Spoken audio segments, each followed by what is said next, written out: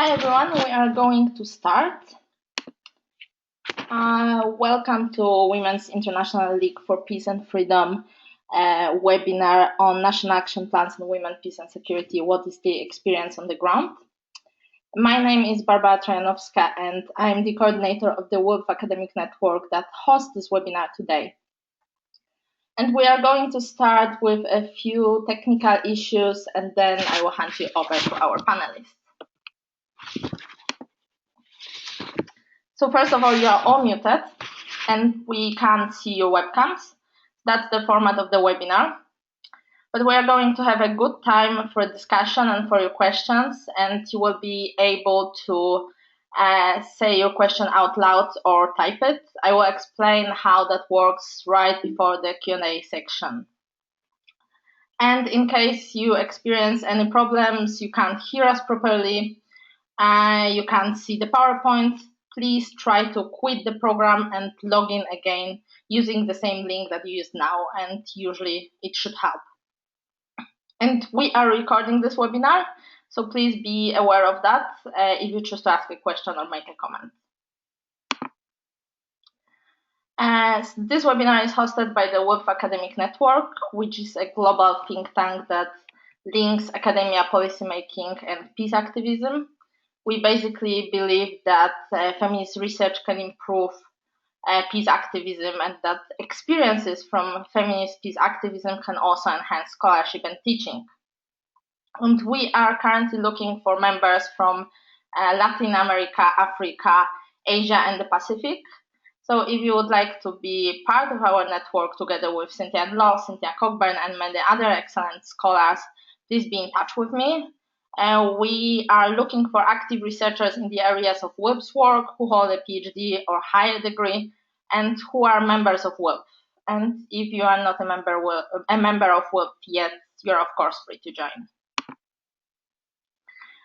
And so today we are going to talk about national action plans, and we will be wondering whether they are a useful tool for implementing of the Women, Peace and Security agenda or not. And we are focusing specifically on the African context and the cases of the DRC and Nigeria who adopted the action plans a few years back, and Cameroon who is in preparation of the NAP. And we are not sure how we'll go about the DRC case because our speaker has been having some problems connecting to us from rural DRC, but we'll see how we go. And we will start by explaining what national action plans are and where the idea came from, but then we want to give voice to women peacemakers who really work on these plans on the ground and who can tell us whether the plans have some impact and whether they're useful. And finally, our Peace Women team is tweeting today, and we hope that you can tweet with us. And we will be using these two hashtags, WILPF Academic and WILPF Webinar. All right, so this first speaker is Swaine, who is Associate Professor in Practice of International Affairs at the George Washington University, and she's also a member of the WILPF Academic Network. She is an expert on the Women, Peace and Security agenda, and most notably on national action plans. And she worked extensively for the UN, and also she was involved in development of the Irish NAP. And she will give us an overview of the evolution of national action plans. So Aisling, the floor is yours. Please unmute yourself. Yes, thank you.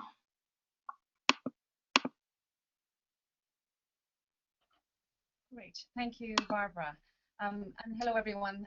Thank you very much for joining us. I reiterate Barbara's welcome to the webinar, and I'm delighted to be here, and certainly a privilege to be part of this particular webinar and to speak a little bit to you about national action plans and the Women, Peace and Security agenda. So my role as the first speaker here is to give you an overview of what the whole idea of action plans is about. And what I'm going to do is kind of talk through where the idea came from, where we're at currently, and the trends around this globally. So hopefully I'll give you a framework for what action plans are about. And then my fellow panelists will go into detail about what these action plans mean in context and in the different countries that they are representing. So what I first want to talk about is the idea of implementation. Many of you, of course, would be familiar with the Women, Peace and Security agenda itself, which consists of 8 resolutions that we now have to hand, resolutions of the Security Council that really works to promote the idea of gender and gender equality and women's role in the arena of peace and security. We had the first resolution, Resolution 1325 in 2000, and it was a groundbreaking achievement, as we all know. So important that the foremost security body of the world basically took time to recognize that they needed to pay attention to women and women's lives in the context of conflict and peacemaking. And so after that resolution was adopted, a number of years passed in the early 2000s where there was a lot of energy around making sure that that resolution was implemented. But after a couple of years post-2000, many of the women's rights activists and many of the organizations that I'm sure many of you come from realized that there was a growing gap between what the resolution said and the commitments that member states of the UN made and implementation of those commitments in their respective countries. So the critical question was, how do we make sure that the resolution and the commitments therein are implemented on the ground through state policies and through broader work in each country? So a debate, of course, emerged, and the conversation was about, well, how do we make this happen? How do we get these resolutions implemented on the ground? We have a debate between the idea of gender mainstreaming and then developing specific actions around women's rights and women's roles and participation. We all know, and I'm sure you may be familiar with the idea of gender mainstreaming, where we try to make sure that the concept of gender and the idea of women and men and gender relations come through all aspects of national and foreign policy. We know also that when we're trying to do that, a lot of the time, again, there's gaps in implementation around mainstreaming. We expect different departments of governments to take on the idea of gender and gender equality, but there are still gaps. And so then we come to the idea that, well, we need actually specific actions to make sure that those commitments are followed through on. And so what we need is the idea of mainstreaming gender through all of these departments of government, but we need a way to do it. We need a specific means to do it. And that is the way that we can forward and further the idea of accountability. Because unless accountability is put forward as an ideal, and unless governments are held to account on their commitments in these resolutions, then implementation is not going to happen. Now, over the last kind of 15 years or so, since the inception of the Women, Peace and Security Agenda in 2000, many ideas and many frameworks have been put forward and adopted to try and further implementation of the Women, Peace and Security Resolution. So all 8 resolutions as such, as time has gone by. We have, for example, the idea of a 7-point action plan that was developed and adopted by the UN system in 2010.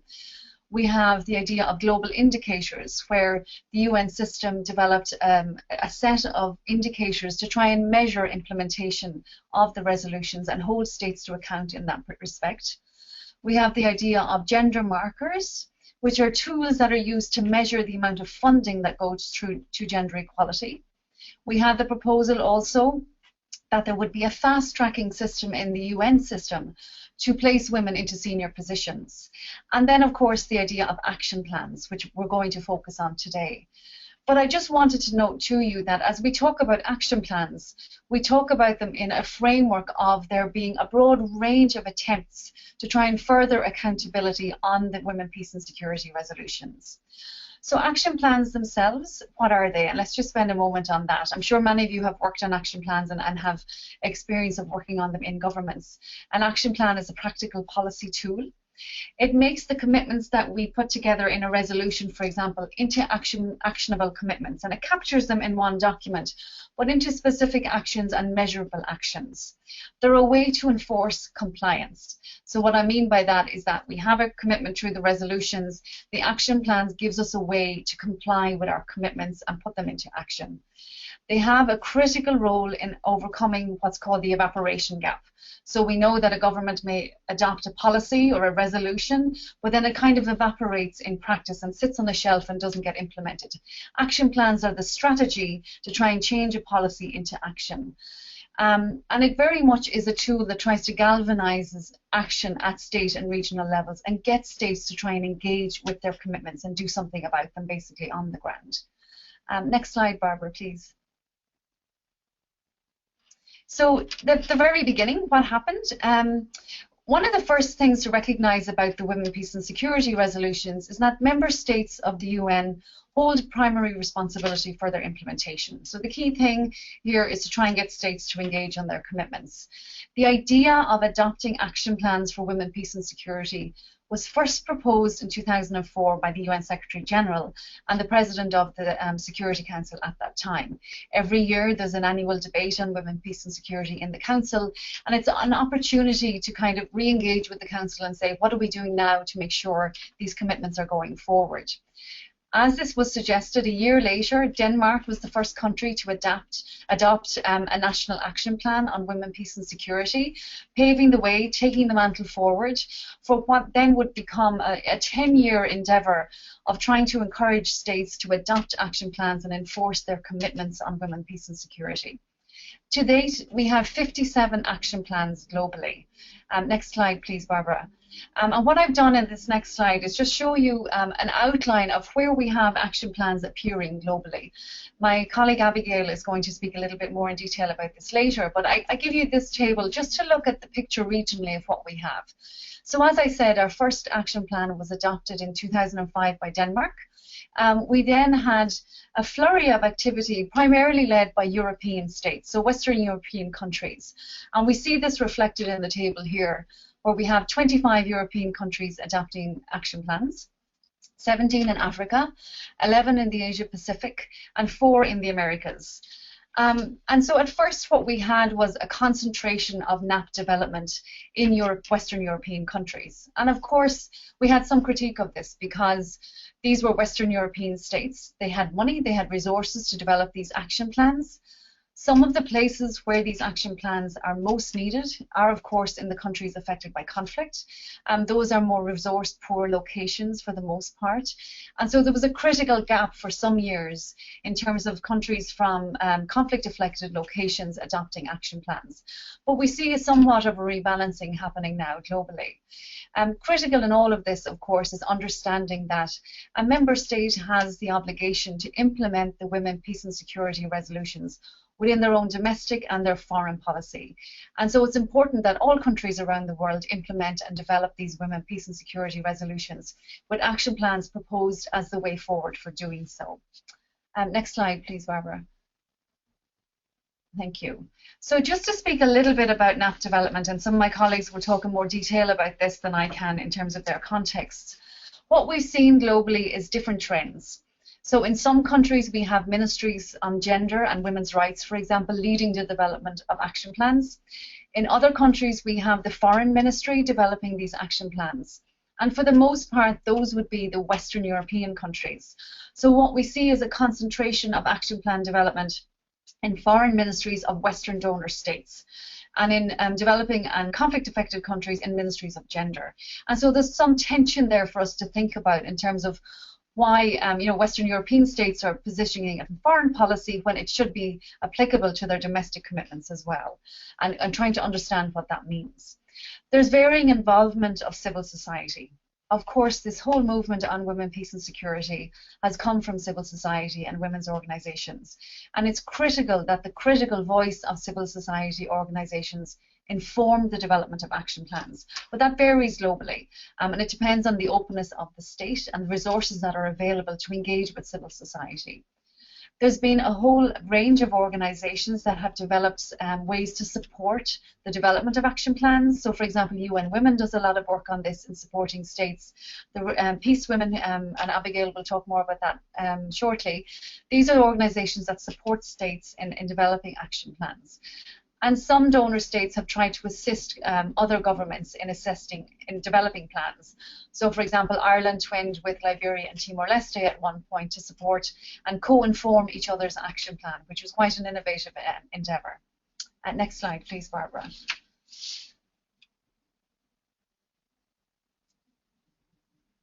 Okay, so one thing to pause and think about at this point, just to say, my fellow panelists will talk in detail about their action plans and what they mean on the ground and the benefits and pros that they bring to each context. But what we need to think about is the benefits of these kinds of tools, and are these the way forward? Are these the solution to what we need? So one thing is, having an action plan certainly serves the purpose of educating people in that country on the women, peace and security resolutions. Often you find that some ministries, such as the Defence Ministry or Security Policy, they're not aware of the women, peace and security agenda. And so the action of developing an action plan brings those people in, gets them involved and educates them on their commitments under women, peace and security, which is really, really important. When you develop a plan, ideally, you're committing resources behind implementing these resolutions. And so a plan can galvanize and generate more funding and direct it towards women, peace and security initiatives. It increases the amount of planning and coordination between government departments at national level. It provides more accountability for different departments, for example. It also reinforces national commitments on gender equality. So many states, for example, have commitments under the Convention on the Elimination of Discrimination Against Women. They have national plans on violence against women, for example. So it's important that those all reinforce each other in terms of promoting gender equality, women's rights. And in this case, it's specific to peace and security initiatives. In some cases, action plans have also prompted onward actions. So we see, for example, in Ireland that the Irish Defence Forces actually developed their own sub-action plan to reinforce their commitments on gender equality within the Department of Defence and the Defence Forces themselves, actually. And then the United States, USAID and the State Department, they, for example, developed sub-plans also for their own institutions. And so we see an onward and trickle-down effect where sub-departments in government are developing more commitments, which may not be in place otherwise without the overall national action plan. Next slide, please. So then, of course, there's also some risks, and I think it's important that we recognize those. There is the idea that, we ask a government to implement these resolutions. At the end of the day, when a government does so, they may, in some cases, do so according to their own national priorities. And sometimes those may be at odds with what, for example, women's rights activists in that country might ask for. And sometimes this is a question of resources, right? And we have to be realistic when we're developing and implementing these commitments, but it can also be subject to politics. So we have some states being quite selective in how they engage with their commitments and how they develop their action plans. So, for example, the United Kingdom has their action plan positioned in their Foreign Commonwealth Office. It's an outward-looking plan, so it looks out through their foreign policy and aid programme. It doesn't actually contend with or involve the Northern Ireland context, which is part of the United Kingdom, and where the United Kingdom had effectively what is a conflict and certainly a peace process. And so I know women's rights organisations in that context would critique the government for excluding Northern Ireland. But again, this is a question of selectivity and a state deciding what way it will develop its action plan. One of the criticisms of action plans is that it's quite action-oriented, and I know that might be ironic to say, but we need to think about the difference between actions and results. If we have a list of activities, that's fine, you can do lots of activities, but we need to make sure those activities are results oriented and that they're actually making a difference in the lives of women and girls in the countries that they are subject to. There's a bit of a missed gap sometimes between national strategies on gender equality that I spoke about earlier.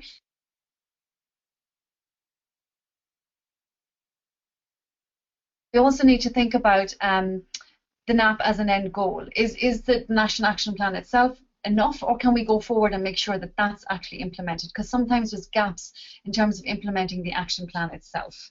So Barbara, if we could just go forward, please. Great, thank you. So just a couple more minutes on this to say that, a critical question is here whether action plans solve the problem of gap in implementation.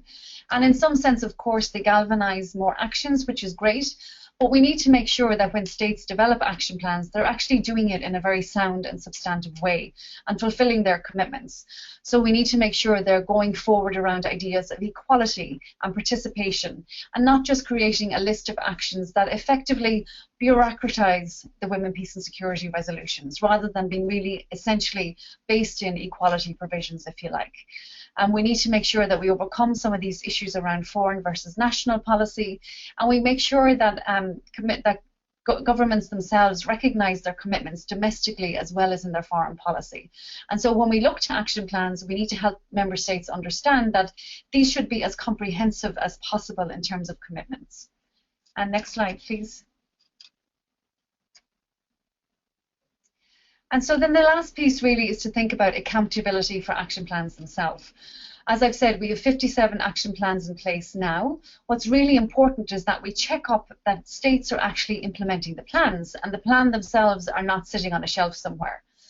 Some states have been very innovative and they've created monitoring structures. So, for example, in Netherlands, they have a joint civil society oversight body. In Ireland, they have an oversight committee also that's made up of government, academic, civil society to monitor the implementation of the plan. There's been specific efforts such as midterm evaluations and reviews. We have progress reports that are available online if you're interested in looking at those, from countries like Canada, Estonia, Italy, Norway, the UK. Some countries have been known to report to government like the United Kingdom. Some report to their Council of Ministers or to human rights commissions. And it's really important that accountability is on the state for implementation of the plan also. So one last slide, please, Barbara. So I'll leave you just with some thoughts to think about action plans more globally. Critical in terms of developing action plans is ensuring that there is actually political will available, that the government is wholly committed to developing an action plan and provides leadership and commitment on that. That's critical, or you're not going to be able to develop a successful action plan without the government being wholly behind it. A critical question is who becomes involved. Is it just the Foreign Policy Ministry? Is it also the domestic ministries? How do you get ministries that are not normally involved on women, peace and security involved in this process, such as maybe interior security and policing, or education, or health, and trying to bring those different representatives of policy ministries together to develop a comprehensive action plan that's cross-government. Important in your plan is developing monitoring tools and accountability, so indicators, measuring, have you implemented it? How do we check that this had made a difference in terms of implementation? Probably most critical is commitment of funding and budgets to the action plan itself. If there's no resources, the action plan doesn't get implemented. That's critical. We need to consider whether you're pulling together a list of existing actions the government's already doing, or you're developing new things that are results-oriented. And of course, linking this to your broader gender equality commitments and imperatives, and making sure that the action plan itself reflects the state's commitment and obligations on gender equality norms and to the women, peace and security agenda most comprehensively. So I'll leave it there and I'll hand it back to Barbara and over to our next speaker. Thank you very much. Thank you, Aisling. That was extremely informative. Now we would like to give voice to women peacemakers working on NAPs in the African context. And our first speaker is Matundu. We will check just in 1 minute whether she is able to connect to us. So Anya is from the DRC, and she is a gender and development consultant and women's rights activist with nearly 20 years of experience. And during these 20 years, she has been campaigning for gender mainstreaming and elimination of all forms of violence against women. And Amy is the president of the DRC section of WILPF. Good evening, everybody. Thank you, Barbara. As Barbara said, I'm Matundu Mbambi. I'm the president of WILPF DRC. As you know, in DRC, between 1996 and 2002, the DRC was subject to a spiral of wars and rebellions. 9 national armies crashed on its soil, Several rebellions supported by DRC neighbors fragmented the country and millions died. The level of armed conflict decreased after the Peace, Security and Collaboration Framework was signed. Now, about the development of DRC National Action Plan. The DRC National Action Plan was developed in June 2010 by the Ministry of Gender, Family and Children.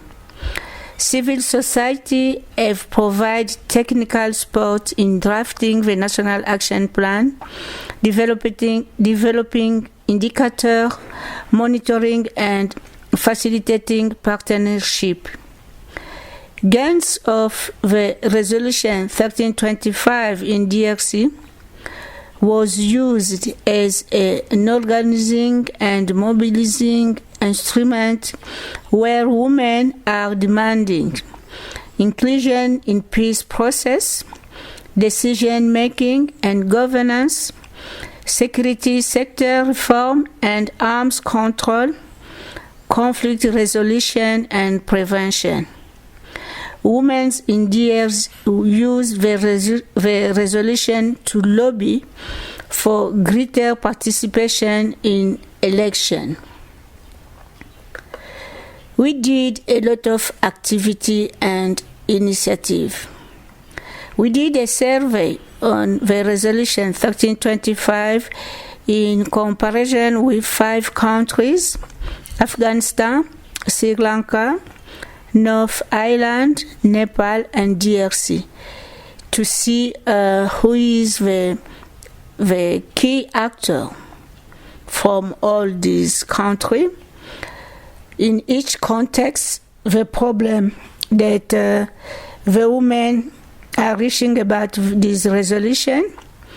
We did the study by monitoring the UN 1325 from 2010 until 2014. We did the proposal of a decree for the establishment of the UN 1325 Steering Committee. And for myself, I wrote a lot of articles about the resolution 1325 and 1920.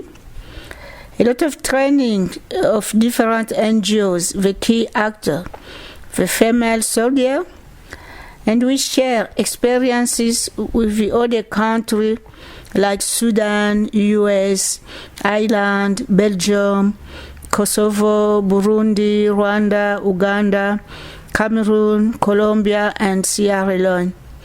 And in August last year, we write a guide for the integration of UN 1325 and 1920 in local plan of development.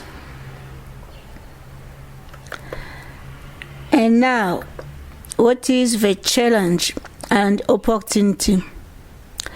The challenge of the UN 1325 in DRC are very few resources, the traditional mentality hostile to women, a weak spot for the National Action Plan efforts of civil society and women organizations, a little knowledge of the key actor about this resolution, and a weak political will to promote gender equality in security and justice sector.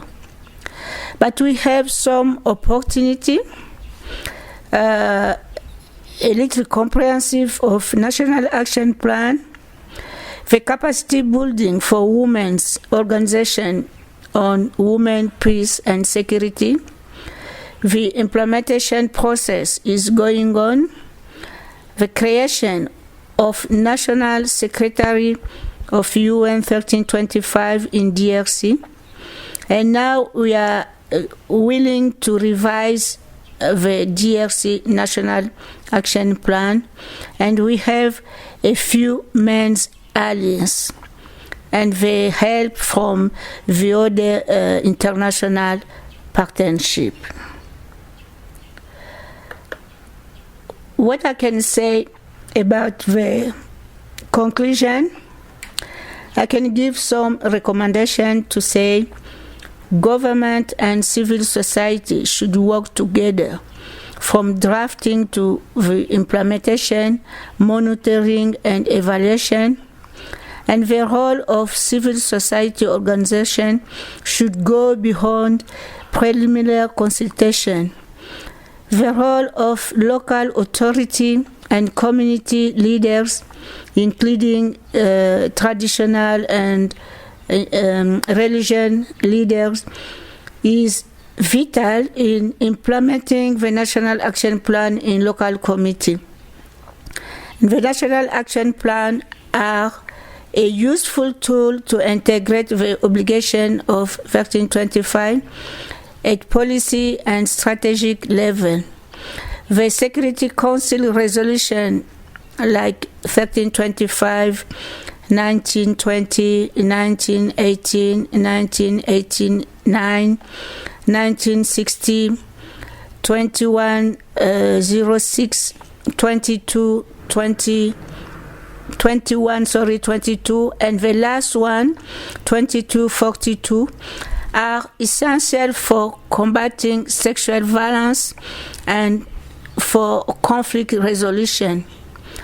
Adequate resources must be secured by state and donors to ensure the meaningful participation of civil society in the whole National Action Plan circle.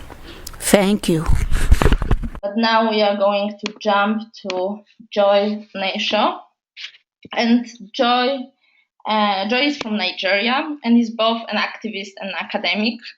And she has been working extensively on the women, peace and security agenda in Nigeria and received a number of awards for her work.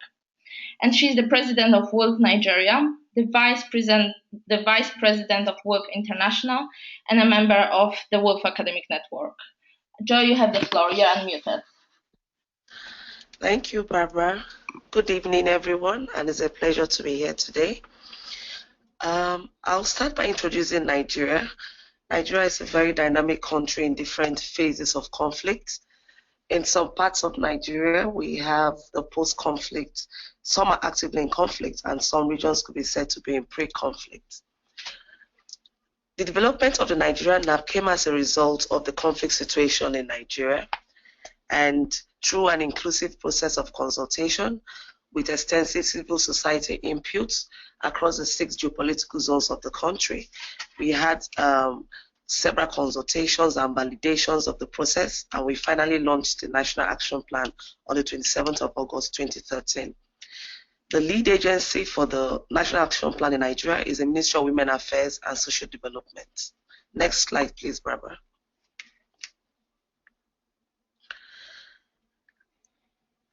The development of the Nigerian National Action Plan really is a landmark for us because globally, Nigeria is the first country whose National Action Plan was driven by the government. And so we, from an initial stage, had the political will to implement the National Action Plan, making it very easy for the civil society to implement national action plans at their different regions. Now, the implementation process in Nigeria is anchored on 3 priorities. We have the participation, justice, protection and peace, and economic resource and support. The participation priority is to ensure that women at all levels are engaged in decision-making process in the country. Where the justice, protection and peace priority ensures that we have a very enabling environment for women during pre-conflict and after the conflict and before the conflict, for justice and peace and security to be ensured in the country. We know one of the greatest challenges of women is economic resource and support. So our National Action Plan looks at allocation of greater and more sustainable resources to support women in the recovery processes after the conflict. Because we know during conflict, women now move away from their traditional roles as caregivers into other traditional roles as most times head of the household, because the men are mostly at the forefront of the conflict. But then women also suffer at various stages of the conflict because they also become victims. But that is not to say that we don't have women who play roles as active combatants during the conflict. And so the economic resource and support looks at allocating resources to even women who are combatants during the conflict. These priorities are reflected in our 5 pillars of the National Action Plan, which are prevention, participation, protection, promotion, and prosecution. Barbara, next slide, please. These 3 priorities actually are reflected in the 5 pillars of the National Action Plan.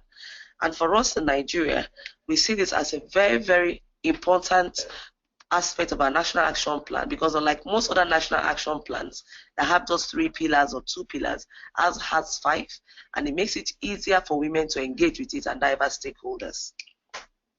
Our National Action Plan also has a very detailed implementation plan. And this means that we have strategic objectives which are readily identifiable under each of the 5 pillars. We have activities under each of the 5 pillars. We have process indicators. So for women organizations, for development partners, for government institutions that are also responsible for implementing certain activities, it's very easy for them to look at what activity they are directly responsible for, what indicators, and then what are the expected outcome. When my colleague spoke, the first speaker, she talked about us being more action-oriented than looking at the results. And this is one thing the implementation plan of the Nigerian Action Plan seeks to correct, to look at not just at the actions that are being done at the different pillars, but also to measure the impact of these actions. How are they being reflected in the society? How are women able to engage with this? How much have they been able to understand? How are the diverse stakeholders who are not also women, the diverse institutions, how have they been able to engage with the National Action Plan? To implement the National Action Plan and to monitor the implementation, we have the National Steering Committee. They are also the Technical Monitoring Committee, and they are responsible for developing the mechanisms to ensure compliance in the implementation process and also to measure the impact of the actions designated under each of the pillars. The Nigerian Action Plan has 3 phases. We have the short-term phase, which is 18 months. We have the medium, which is 30 months, and then the long-term, 36 months. What this means is that at 18 months after the launch of National Action Plan, we sit to look at what have we achieved in those 18 months. Do we need to make some changes? And then at the medium term, which is 30 months, we look at how far we have gone, looking at the various indicators we have, and then the expected outcome to see how much and how measurable this can be. The Nigerian Action Plan has 41 indicators, which are SMART. Next slide, Barbara, please.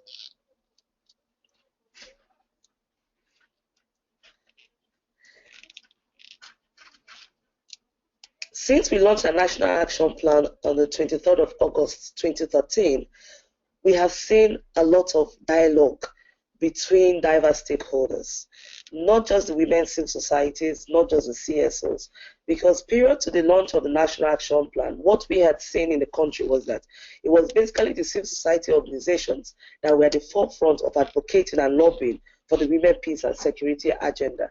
But with the launch of the National Action Plan, where we have diverse organizations and diverse stakeholders with responsible outputs and their responsible activities, we've seen that a lot of dialogue and cooperative and partnerships have been ongoing in the country between the civil society, the government institution, and also the private sector.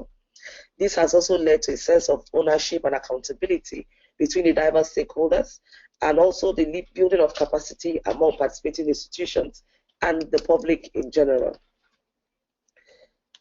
All these activities have led to an increase in awareness and have provided as enlarged the space of discussions and also an exchange of information. Currently in Nigeria now, there's a lot of talk going on women, peace and security agenda. We've had a translation of women, peace and security agenda into 4 major languages and then into other minority languages, 5 other minority languages. So we have about 11 different translations of the National Action Plan in Nigeria currently. And this has been used even at the local level to train and mobilize women. Barbara, next slide, please. With Nigeria, through its various partners, have been able to have presence in over 200 communities where we have trained over 7,250 women on the National Action Plan and how to engage in the National Plan in their local contexts. This has not been without its own challenges. One of the principal challenges of the National Action Plan in Nigeria is the lack of financial resources. As with so many other countries, the Nigerian National Action Plan has no earmarked budget for implementation. And this has really hindered effective implementation of the National Action Plan. It has also led to a low awareness level of the National Action Plan, even among critical stakeholders who do not know that the National Action Plan exists. Some are not even aware of the contents of the National Action Plan. And this is really very, very troubling and worrisome because currently Nigeria is in very active conflict in the northeastern part of Nigeria. And this has led to an inadequate national coordination of the implementation across the countries, especially in the northeastern part of Nigeria. Next slide, please, Barbara.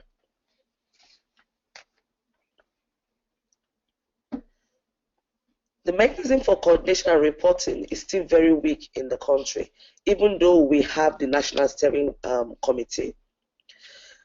We have seen an increase in the emergence of violent extremism, especially in the northeastern part of Nigeria. And as of the time when we were designing the National Action Plan, we hadn't seen an increase in violent extremism. It was just at the onset. And as a result, we didn't take cognizance of this in the design of our National Action Plan. The law enforcement and justice systems in Nigeria are mainly unresponsive to women's needs in conflict and post-conflict situations. And this is one of the challenges we face. Because the lead agency is seen as the Federal Ministry of Women Affairs, National Action Plan is seen as a women's thing. And so most people do not take it seriously, even amongst the responsible implementing agencies. The private sector and business communities have been very unresponsive to the National Action Plan.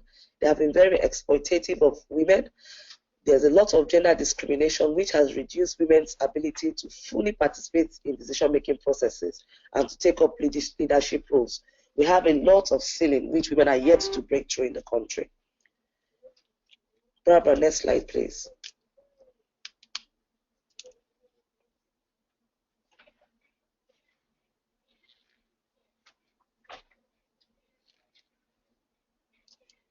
Some of the recommendations we have is that we need to have a dedicated budget and a transparent process to track the funds. It's not just enough to have an earmarked budget for the National Action Plan, but there needs to be an accountable system whereby we can track the implementation of the National Action Plan and its funds. There's also a very urgent need for raising public awareness on the National Action Plan. We need to have more translations in different dialects. We need to have a better understanding of the 1325, and also we need to have a coordinated approach to the implementation process for us to improve its efficacy. Because right now what we have is different institutions implementing National Action Plan. We have different civil society organizations running their programs, but we do not have a coordinated mechanism for measuring what activities are being done, what the impacts are, and then how women are also keen into the process. And so this is largely responsible for the lack of awareness and the lack of the shortcoming of the implementation process as well. Barbara, next slide, please. Currently, we're in the medium-term phase of our National Action Plan, and we're looking at how to review the existing National Action Plan to take into cognizance the recent increase in violent extremism, especially in the northeastern part of the country. We also need to introduce very specific programs for the security sector and the judiciary sector as well, so that it could strengthen the structures, not just increasing the awareness, but having very specific structures that will support women and girls in conflict and post-conflict situations, which is having a very strategic monitoring and evaluation mechanism. Very recently, as last year, before the end of the last national section in the parliament, we passed a law that really is very strategic, because it takes a look at violence against persons, which also include women, and also it looks at rehabilitative processes for women that have been violated during conflict. Our enforcement of laws and policies is very lacking in the country, especially when it concerns private sector and business communities. They are largely gender insensitive. And then one of the recommendations we have is that the private sector should be keenly watched and monitored, and our laws and policies implemented not just at the government level, but even within the private and business sector. Next slide, Barbara, please.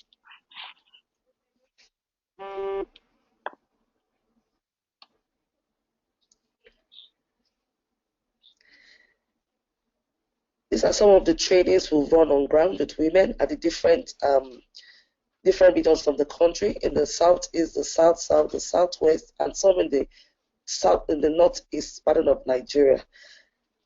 Lastly, I would say the National Action Plan has been very helpful, because it has given us a framework for actively engaging with women, actively engaging with diverse stakeholders, even at the community level.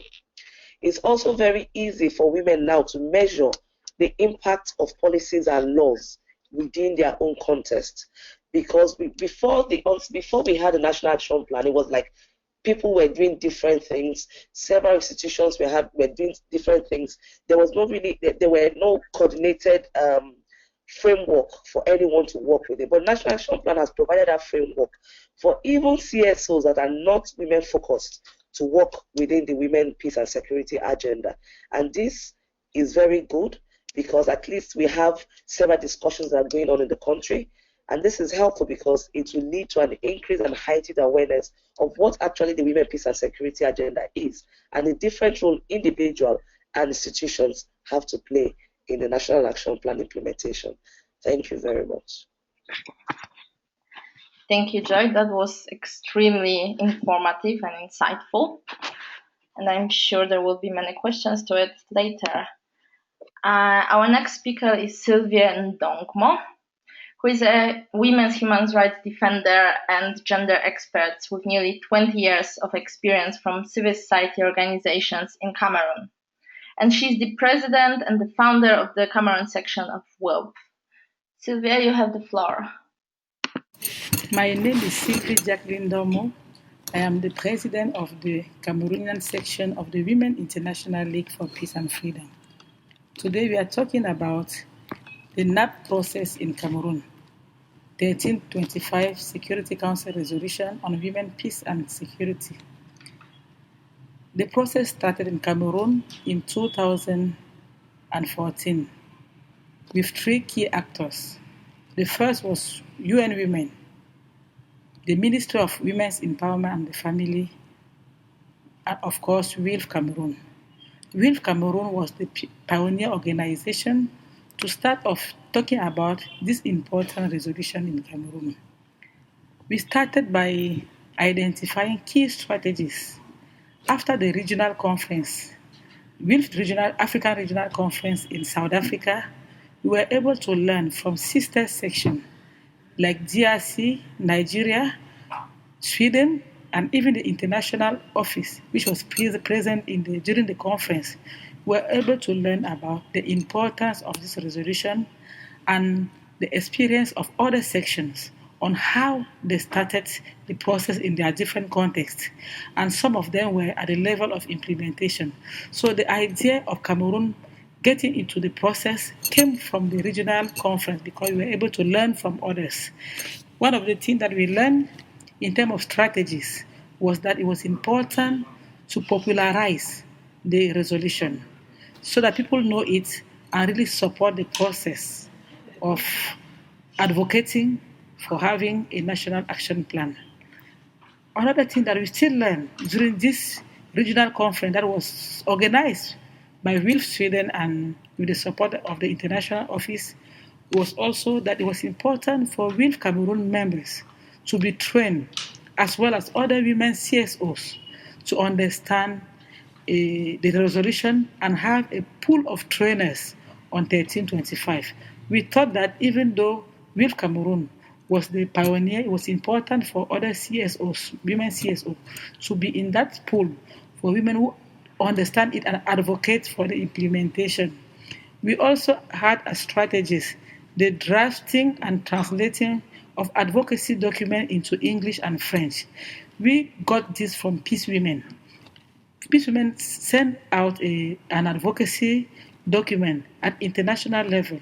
We came to Cameroon, and then from that document, we were able to have an advocacy document from Peace Women's experience, which was very in concordance with the Cameroonian context. So we had this advocacy document, and we made sure that we had two versions, English and French, to be able to reach out to as many people as possible. And we also had a kind of social media campaign. Through the social media, you share information about 1325, about the campaign we are making, about the advocacy. Of course, lobbying key stakeholders was also very important because we are a civil society organization, and there's nothing we can do without lobbying those who are supposed to take laws in Cameroon. We also noticed that it was important from the beginning to work with journalists because it's important. Media, I want to say media because media has a great role to play. That's why we started with the support of the media, publishing some articles in newsletters. And one of the things that we did, the other strategy was learning from experience sharing with other WILPF sections. This was done during all the conferences we attended, during the regional conference, during the centenary and the congress at the Hague, where we were able to share with other sections and learn from their experiences, their successes, and their challenges to be able to move the process better so far in Cameroon. And of course, we were able to seek financial and technical support from Peace Women, from the International Office, from WILPF Sweden, and from DRC and other systems because we thought that their support was necessary. Now, these are the strategies that we identified at the beginning to help our process move forward. So now, when we talk about the steps undertaken so far, we can say that in 2014, we had this conference that was a launch of the process in Cameroon. That was in October 2014. And we also went to the east part of the Cameroon and made a small study on 1325 to see how aware people were on this resolution. And it came out clearly that it was poorly known, and women did not even know that they had a role to play, including some key stakeholders, government officials. They didn't know the importance of 1325.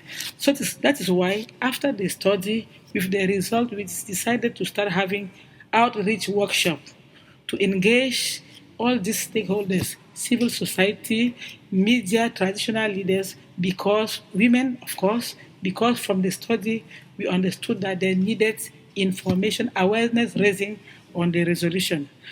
After that, we had a meeting later on, like in December 2014, to consolidate the recommendation of the meetings that took place, the workshop that took place before. And then during the last regional conference in Yaoundé, we had the opportunity with different stakeholders, national authorities, civil society organizations, to consolidate and agree on a roadmap for 2016 to ensure that by the end of 2016, we have our National Action Plan. And one of the things that we did also was the toolkit that we drafted from Peace Women's own help us to advocate to have advocacy visits, especially at the Gender Ministry, the Ministry of Communication and Defense, and other ministry. That's the document that we use to advocate, to show them that this is the importance of this resolution. This is what has happened in other countries. This is the suggestion for our own action plan. And most importantly, the importance of women's role in all peace processes. So the document of Peace Women was very, very helpful. And then you can recommend that other section really look into that very big and important document to a kind of localize it in their own communities. Also, we use that advocacy document to lobby embassies, like the US Embassy in Cameroon, like the Germany Embassy, like the European Union. This is the document that we took to them. And I remember at the European Union, they told us that, they didn't really understand the importance of this resolution, and that in their future meetings with the government, they are going to raise it as an issue. So we thought that it was very important. And also, UN agencies. We have been working with UNDP, especially UN Women. The lead agency that we are working with here is UN Women, who is really taking the lead in this process, and they feel it's extremely important. And of course, from the first steps, we got to know that media are very supportive, but sometimes some journalists are limited. So some recommendations came from journalists during one of the workshops in December 2014, that they have the will, but they don't always have the power, that we should lobby media house owners, the one who own the media. If they understand the importance, then they will allow them as journalists to have program. So thanks to Peace Women again, we had this small program this year from 2014, end of 2014, to lobby media house owners so that they understand and then make program. I can testify today that the result is very visible. I'm just taking one example. One of the media, on a monthly basis, they asked WILPF Cameroon to send them a document, an article on 1325. So we have started from the beginning. What is 1325? What is the origin? And so we are moving forward so that people who buy this newspaper, they can know the history of 1325, how other countries did in order to have their national action plan, how does it take to implement, and so on and so forth. Apart from that, we also had from this media, apart from 1325, the possibility of publishing articles on peace education. How do we teach peace? How do we do reconciliation? How do we get women involved in peace prevention, in conflict prevention? So this is one of the results. And many of them now, each time you have an activity, they come and then they ensure that they echo the voice of WILPF Cameroon into the air. Maybe I can just round up by the 2016 work plan, because this is the work that is already passed. But we are intending to do much in 2016 to ensure that by the end of the year, we are able to have our national action plan. Normally, we are planning to have from January to September. That's our plan. So that during the next anniversary, the 16th anniversary, Cameroon should be there. I will be able to have a voice. Yes. So our first action for January, February was to have another meeting with the Minister of Gender, with UN Women, and different stakeholders in order to identify. We have already identified the priorities during all these conferences in terms of conflict prevention, promoting of the peace culture, and there's management of crisis, because we have crisis in the north and in the far north. You know that action plan all depends on the country. From the exchanges that we have during the conferences, we came to know that the focus in Cameroon should be on prevention. So this is one of the pillars that we are going to have in our national action plan. Also, we thought that it was important to have promoting a culture of peace on a regular basis. That is something that came out strongly, as well as managing crisis. Even though the whole country is not conflict everywhere, but at least you have serious challenges in the far north and in the east. Therefore, we need to look for solutions. How do we put an end to this Boko Haram with the support of women? So management of crisis also came in, and of course, non-violence. it also came in as a very important tool, non-violence, being taught as a principle. And lastly, we noticed that this refugee issue also concerned Cameroon. And it was important that it is mentioned in our national action plan. What do we do? What support do we do? Do we give to the refugees which are already in Cameroon as women? So this is one of the provisions. So at least we have an idea of what are the pillars. But now our work from January is to identify, to have like a committee which is going to work to conduct the process, because Cameroon is not doing it on its own. No, we know that we need to build this strong movement around the case. So we are going to identify from these thematics which organizations are going to take charge of the peace, of the prevention, and so on and so forth. So after identifying the key priorities, the key actors, and setting up a coordination committee, we want to organize awareness raising workshops as well as TOTs on Security Council resolution. It came out during the workshop at the regional conference in Yaoundé. That is important because we have 10 regions in Cameroon, that there are key people in different regions which serve as teachers, peace activists on the field. Because we Cameroon cannot do everything. We need to train people, training of trainers. Those trainers will be able to train other people at different levels. So we want to organize also these TOTs with key stakeholders. And it also came out that it's important. We made a study, but it was like a limited in a small region of Cameroon. It came as a recommendation that we should make a bigger study to evaluate the degree of awareness of the resolution, at least in 3 main regions: the far north, which is being attacked by Boko Haram, the north and the littoral and the center. This is 4. At least these are bigger regions in Cameroon. We need to conduct this big study, at least to know with the work we have been doing, is it really making an impact? Do we still need to reinforce sensitization? So people thought that it was important at least to have the views of these people from this region to better know how to plan our work forward. And of course, we need to have follow-up meetings with various stakeholders, including government officials, development partners, CSOs, and others. We have been having advocacy visits and so on. But we need that to follow, because if we don't follow, it's just going to die away. We need to follow with the Ministry of Gender, with the Ministry of External Relations, of Defense. This is where are we? So it's important to have follow-up meetings to be sure that we are speaking the same language, we have the same dream of having women at peace table. Of course, we want to, at the end of this work plan, to draft, because all the thematic committees are going to work, and we meet and consolidate it in one document, which is the draft of the 1325 National Action Plan.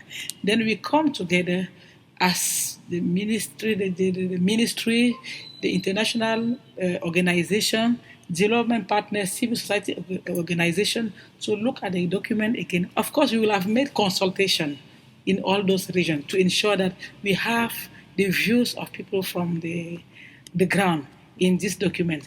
So after putting all this document into one, this is our draft. It's important to come again as different stakeholders to look at the document and to see, is it okay? Is it okay to be our national action plan? What can we improve and so on? And then we have a validation workshop to be able to have the action plan. I will end up by talking at least the work that we have been doing. What is there an impact so far? I can say yes, in a way, because from the sharing of experiences with different stakeholders, we can feel that there's greater awareness of different actors, because many of them testify that before we started this advocacy, they didn't know about 1325. They didn't even know what it was all about. And some even went to say that, of course, they are very honest to say that they didn't know that women had a role to play. They were thinking that it's about military. We need gun to solve the security challenges.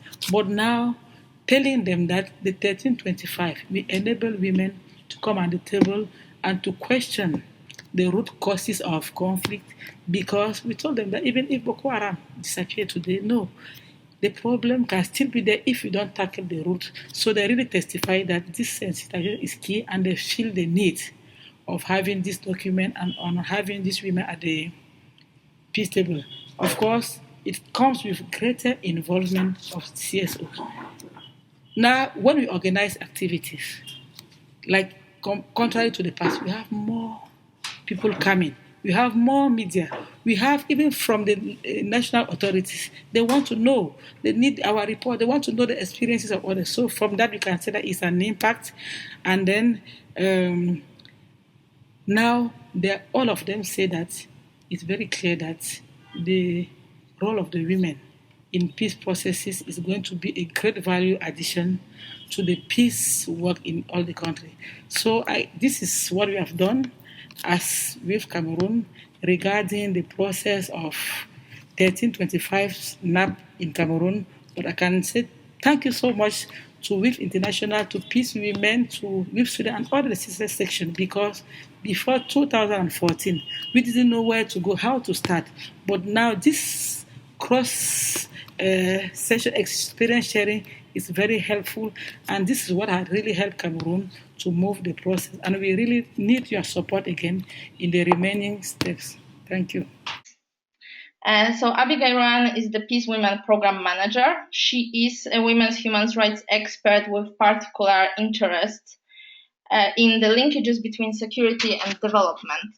And she holds a PhD in international relations, and her award-winning doctoral research was on global negotiations over women's rights. Abby, can you unmute yourself? Okay, great. So thank you so much, Barbara, and Joyce, Sylvie, and Annie. Hopefully we'll be able to get everyone on. I'm going to jump in now at sort of going back to what actually started with where are we now. So where are we now? Thanks to women's peace activism worldwide, including by WILPF activists, we've developed a strong normative framework on women, peace, and security. The strong normative framework at the international level on women's human rights and peace and security includes the CEDAW, the Convention on the Elimination of All Forms of Discrimination Against Women, including General Recommendation 30, which addresses women in conflict situations, the Beijing Platform for Action, the Women, Peace and Security Agenda, and other frameworks including the Arms Trade Treaty, Gender Criterion, Sustainable Development Goals, Peace and Gender Equality Goal, and others. These frameworks provide a holistic approach to peace through gender justice. Next slide, please.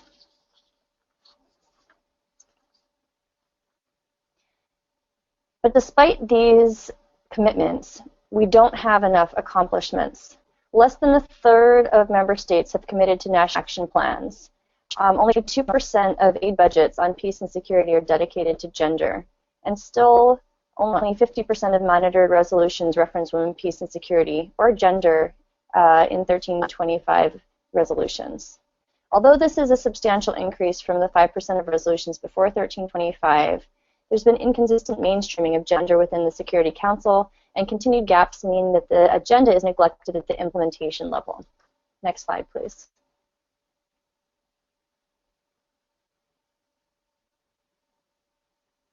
This past year was the 15th anniversary of the Women, Peace and Security Agenda, and it made clear more than ever the strong normative framework and political commitment to at least the concept of women, peace, and security. There's a huge momentum. At the 15th anniversary Security Council debate, there was a record-breaking demonstration of support and recognition on a variety of levels. There was the highest ever number of speakers at any Security Council debate on anything, about 110. There was a record number of co-sponsors, 75 of the 8th resolution on women, peace, and security, UN Security Council Resolution 2242. And there was also the highest number of civil society speakers who came from Iraq, the DRC, and Libya. Next slide, please.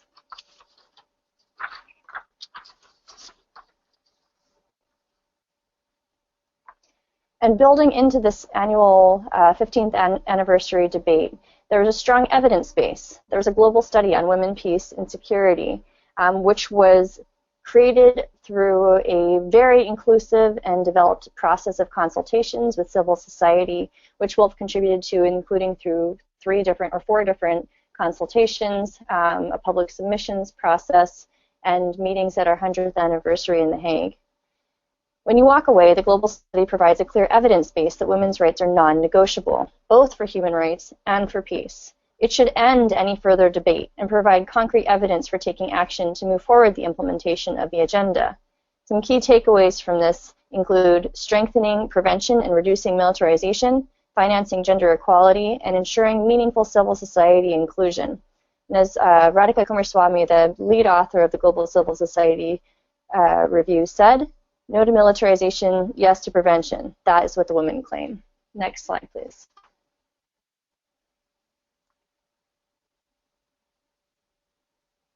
Yet despite all of this strong statements, there was a loud year last year. Despite the loudness of the words, prevention and implementation are critical gaps.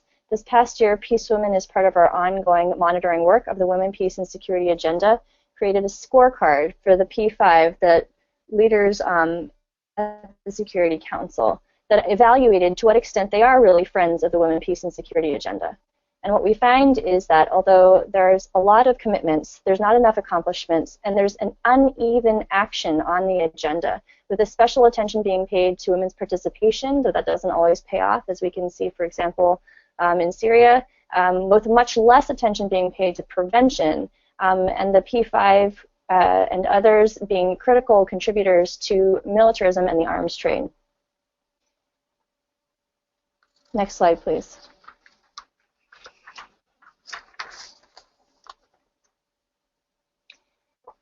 Given this context, national action plans become a critical tool for moving from international commitments to local action, for addressing what Ashley and my colleagues called the evaporation gap, or what others have called fairy tale compliance.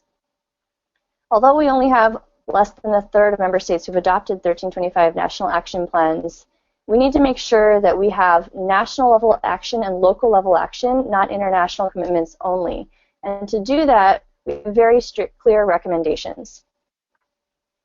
The recommendations that we suggest include the following: 1, on inclusive process, and 2, on a holistic approach.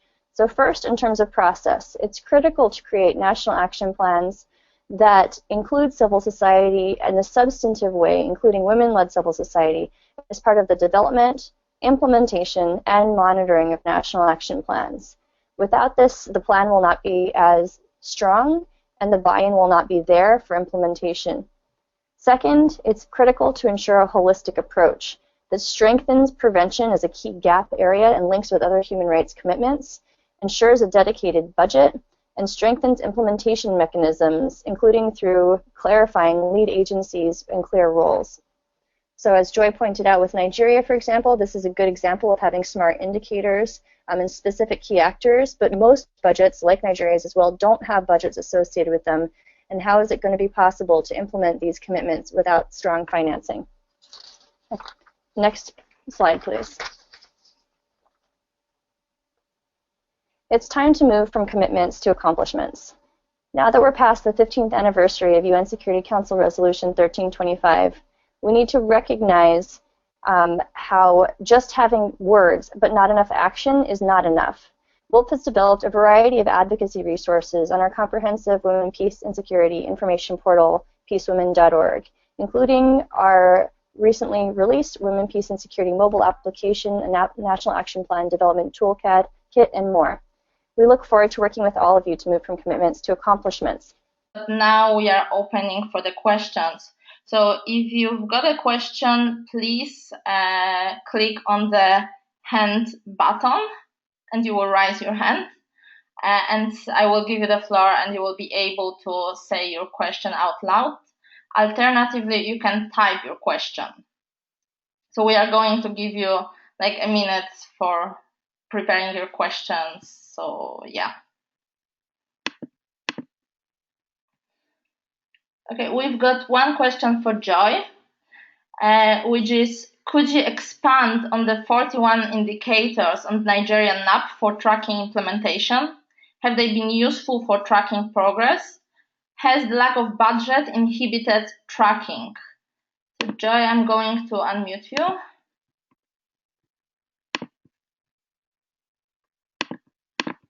Yes, Joy, you need to unmute yourself as well. Yes. Thank you, Barbara. Yeah, during my presentation, I said the Nigerian National Action Plan do not have an earmarked budget. And of course, without a budget, it's difficult to implement. Even with the 41 indicators, it is also very difficult to monitor the impact of the activities on ground. And because we don't have budgets specifically for the implementation of the National Action Plan, it is very difficult to know who is doing what and what the impacts of those activities have been so far. Thank you. Thank you, Joy. We've got another question, which is, I believe, to everyone. And it is, can NAP include street harassment as a gender-sensitive security issue at the national level? And I'm going to give the floor first to Aisling.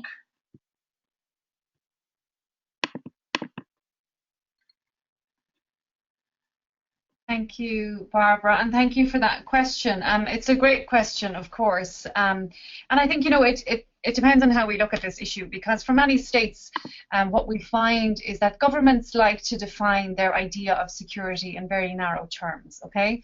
So when we think of security, we think of the idea of militarization, we think of policing, we think of our militaries and defense forces, and we might think of counterterrorism strategies, for example. And so in many senses, the state is in that space, right? It thinks about its security strategy in respect of the security of the state. And at the center of the idea of security is the state and government. But as feminist activists and as women's rights activists and as scholars that think about the concept of security more critically, what we would like to do and what we tend to do and what we think, certainly in my opinion, is the right thing to do, is to put humans and put people at the center of the idea of security. And so we think of the idea of human security, which is where the opportunity for the Women, Peace and Security agenda actually evolved from, right? In the 1990s, the Security Council started talking about the idea of human security and provided a space for the Council to see human beings in their work on international security. And so there became the opportunity to lobby them and get these Women, Peace and Security resolutions going. So in my mind, if we think about the idea of sexual harassment in any of its form and in the public sphere, on the street as you've talked about, then when we think about the security of the person, and we think about violence and violence against women of any form being a violation of your security, then I would consider that sexual harassment on the street would be part of a strategy that talks about my security. What does my security mean to me? And for me, that's the measure of what security is about. Now, as I said, many states might not conclude with that, right? And they may not concur, and they may think about it in more what's called hard terms, right, in terms of hardware of conflict and those issues that I mentioned. But if we talk about security in respect of people, men, women, boys and girls, transgender, whatever your identity is, then sexual harassment and street harassment would be something that could be captured under that, and in terms of addressing violence against women and the security of the person. So that's my offering on that question. Thank you. Thank you, Aisling. Abby, would you like to comment on this question too? Sure, thank you.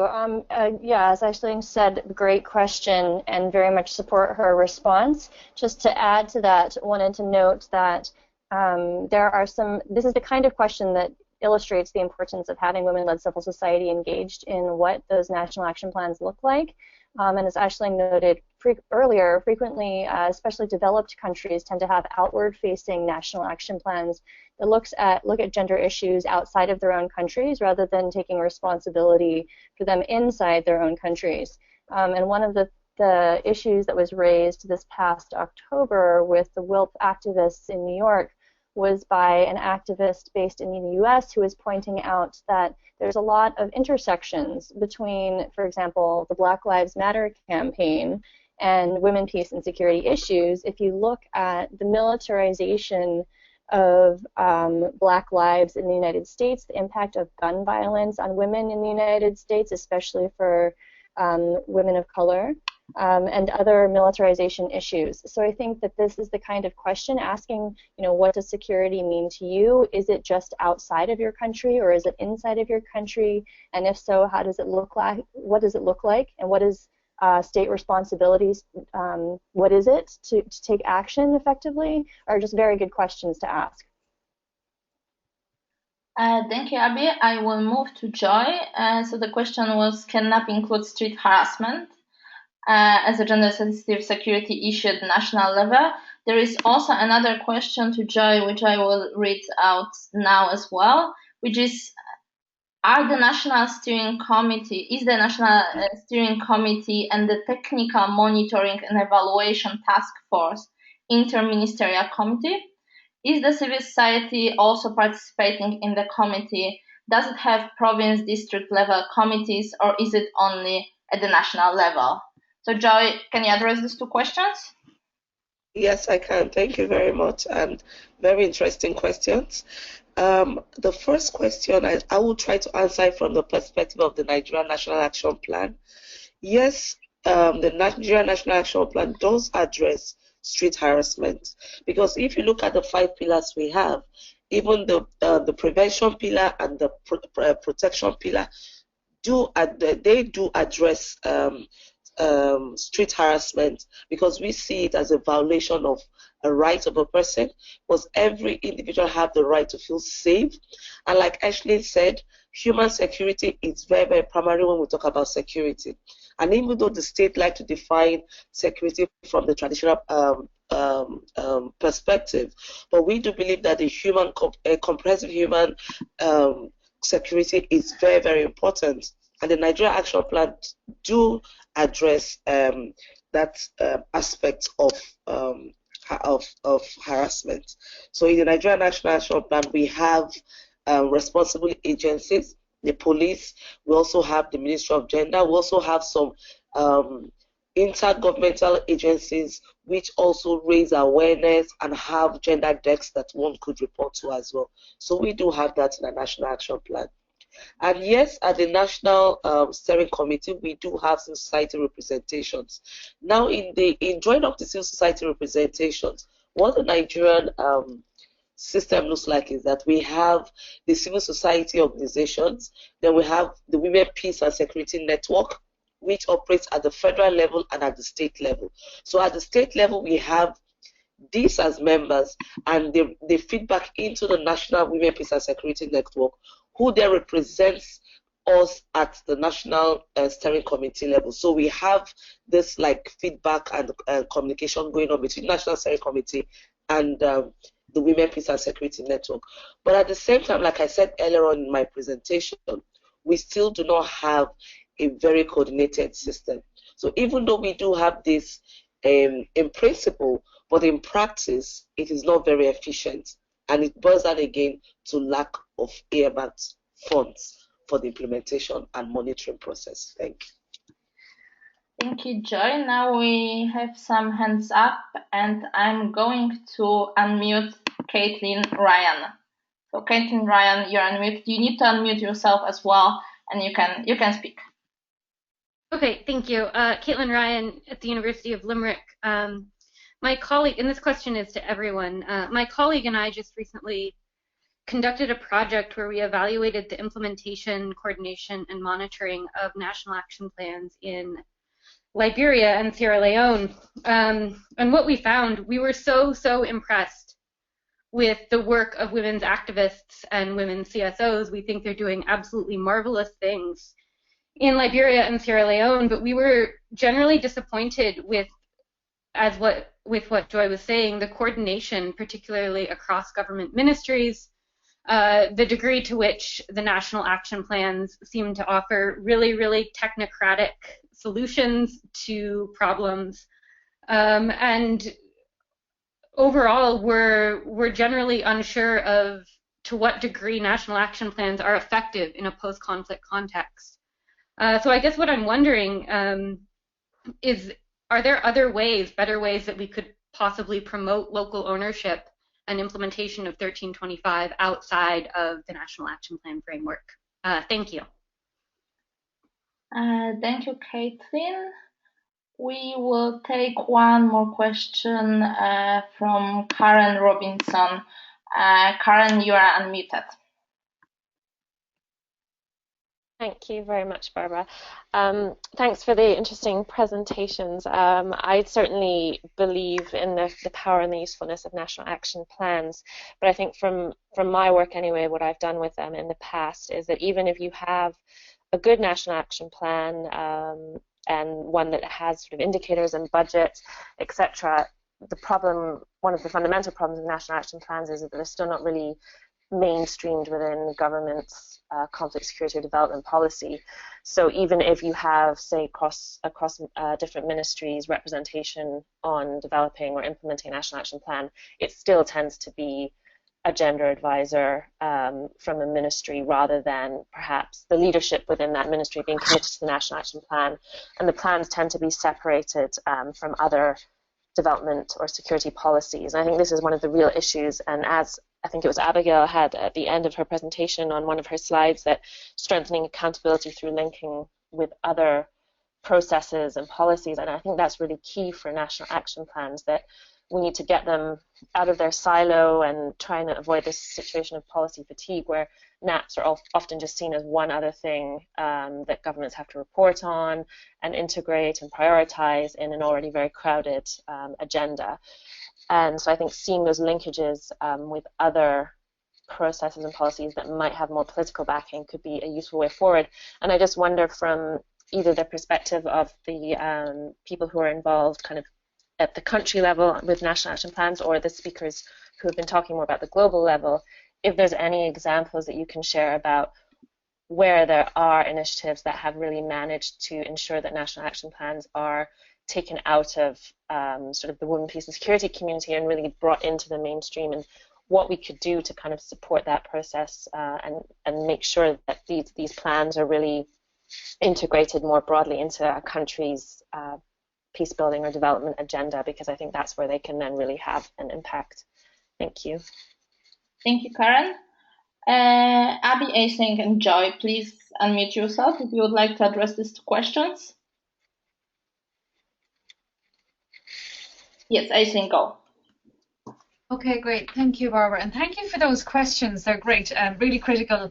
Shows a lot of thinking and experiencing on your part. You know, in some sense for me, there's a linkage between the questions in terms of, you know, I think things that I raised around the utility of action plans, the risks that present with them, the over-reliance on them to solve the problem, right, of the implementation gap. And so I'm going to kind of just give a broad response that in some way might respond to both of your questions, I hope, and then the others may have more specific pieces to add. But one of the things that strikes me, you know, and I certainly concur with the last question around, you know, the siloing of the women, peace and security agenda and the parsing out of that as distinctive from a state's broader commitments on gender equality. And in some sense, you know, we have to realise that this was necessary. And, you know, we had an activist movement pushing states to actually recognise that the issue of gender and of women and girls in particular was important to the field of. And it's taken so long to get there, and so getting states to engage at all has been such a success, you know, and I think we all would concur with that. But then, of course, is the piece that how does that match up with the broader commitments? And something I'd like to talk about a little bit that Abigail and I both mentioned to some degree, but I'd like to talk about a little bit more, is the role of CEDAW, the role of the Convention on the Elimination of Discrimination Against Women. So what we've seen, of course, is that CEDAW plays a critical role in the promotion of formal and substantive equality. And for states that have ratified CEDAW, their commitments to CEDAW, to the advancement of women's rights, remains in place and remains an obligation regardless of whether conflict is happening or not. But what we've seen is almost a shift to, you know, a lot of reliance on women, peace and security until, you know, the CEDAW committee has come back and developed a general recommendation General Recommendation number 30, which talks about women, the idea of gender equality and women in conflict and peace building. And so what that does is kind of, as a general recommendation, it's not a formal binding piece of policy, but it's a guidance to member states and to states who have ratified CEDAW on how to implement CEDAW relative to context of armed conflict and peace. In the general recommendation, the committee talk about how states have obligations to implement the Women, Peace and Security agenda, and they effectively try and make a linkage across the two sets of frameworks. And this is where this is really important and speaks to what I think both of you have raised in terms of some of the siloing that's happened. CEDAW is attempting to draw together the idea that your commitments are under CEDAW are similar and essentially the same as your commitments under Women, Peace and Security. And that when you come to the CEDAW committee, we're going to ask you questions about whether you have implemented the Women, Peace and Security resolutions. So when you have at domestic level national action plans, so for example in Ireland we have a strategy on the status of women, many countries have that kind of policy framework.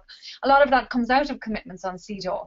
And so there we have a natural place for linkages to occur between domestic policy and obligations and the Women, Peace and Security agenda. And what we've seen now is that when some states are going to the CEDAW committee in Geneva, since about 2010 up until now, the committee are asking them questions. They're asking them questions about implementation of the resolutions and the development of action plans. So again, I know I'm speaking at global level, but that to me is a real opportunity, because at domestic level you can make connections between the Women, Peace and Security work and the broader gender equality work, so that the reporting and accountability under CEDAW captures all of that together and provides for me an outlet to bring those two agendas forward.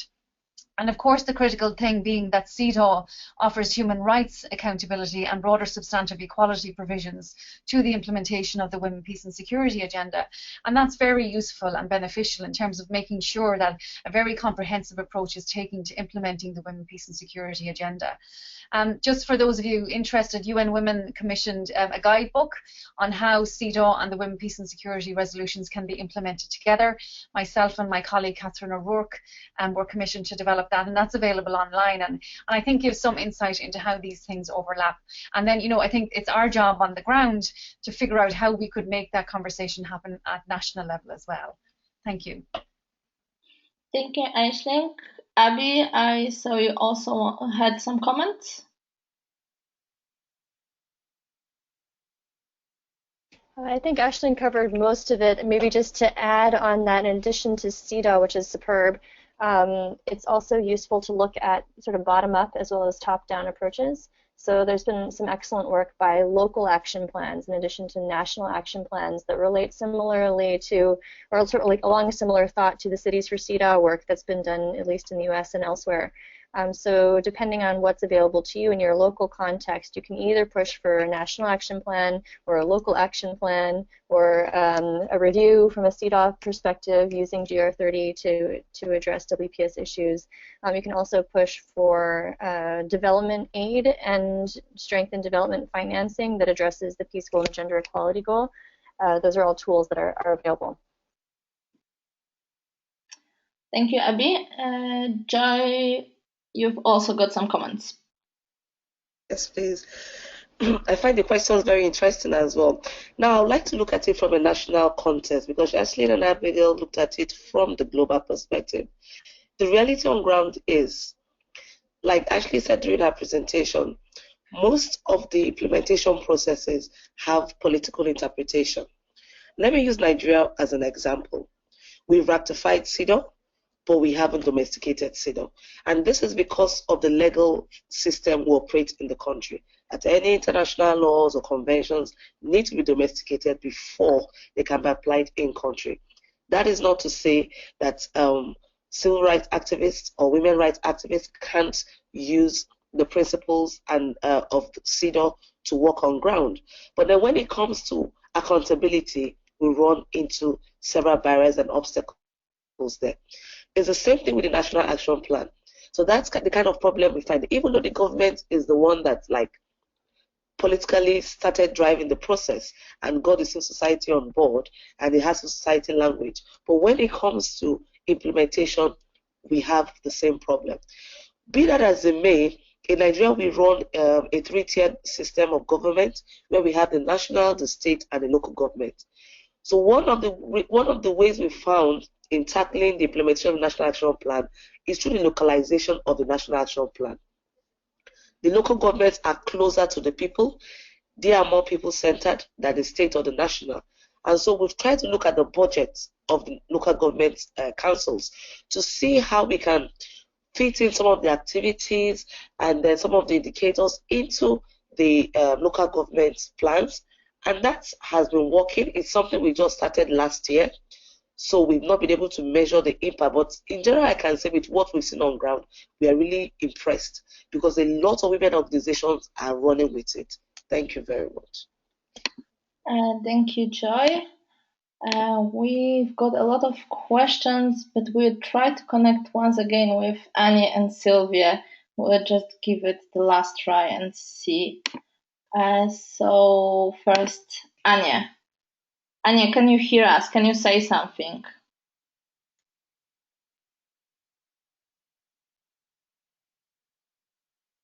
Anya, can you hear us? Okay, so it seems this is not going to work. And once again, Sylvia. Sylvia, can you hear us? You are unmuted now.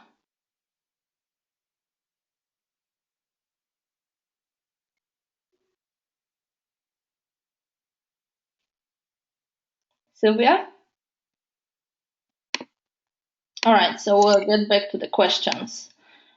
We've had some hands up, and I think Sakura Atsumi was next. I'm unmuting you, Sakura. You can speak now. Good evening. I actually typed the question online because I'm not sure how good my connection is. But I was just wondering if whether there is any reluctance from the government, whether the Nigerian Action Plan can be incorporated in the National Development Plan to somehow officialize it or authorize it in terms of budgetary requirements, as well as also a commitment of the government.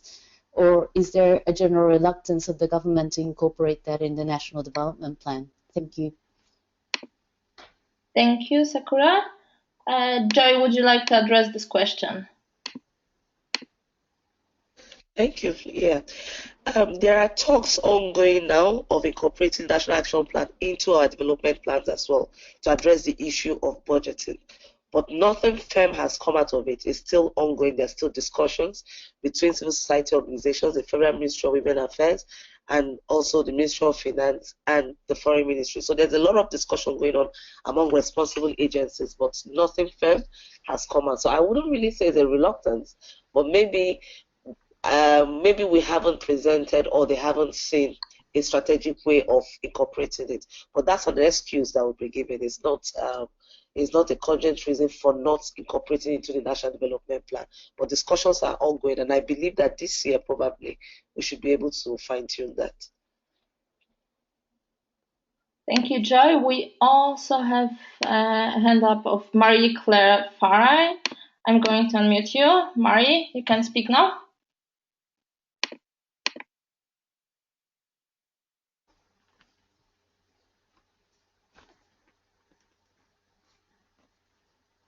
Marie-Claire, you can speak now.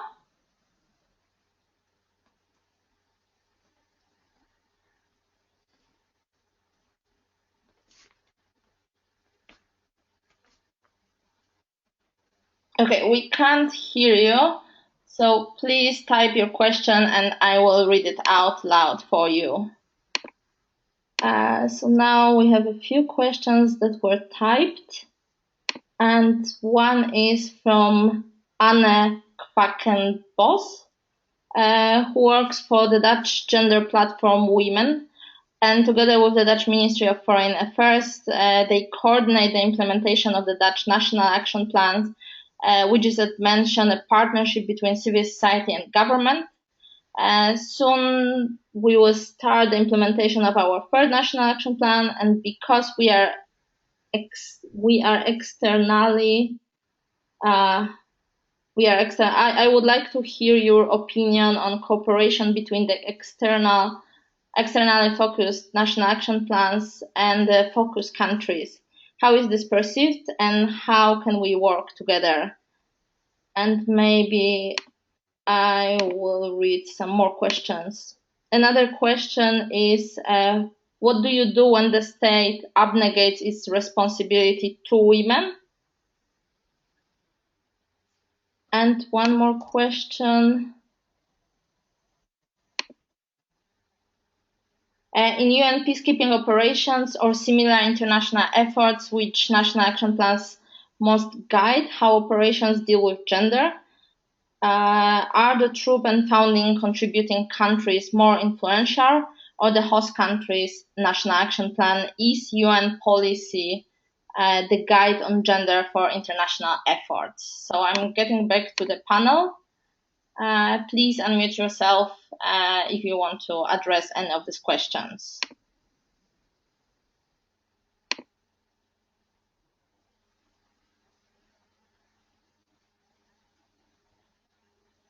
So the first question was on the Dutch National Action Plan and on, I believe, the balance between externally and internally focused NAPs.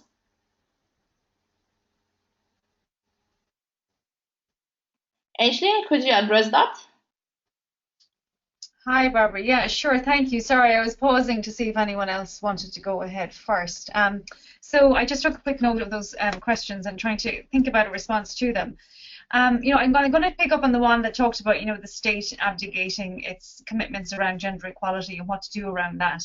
And, this is really what we're talking about in essence today around these kinds of strategies like action plans, because we've seen that even when we have states committing under human rights laws like CEDAW, like the Convention on Women's Rights, and like the Women, Peace and Security resolutions, we have this gap and the evaporation of those commitments, right? Meaning they just disappear and they don't implement them, which is why we develop these action plans. And as I kind of was trying to make the point that even when they develop action plans, we still have to hold them to account on that, right?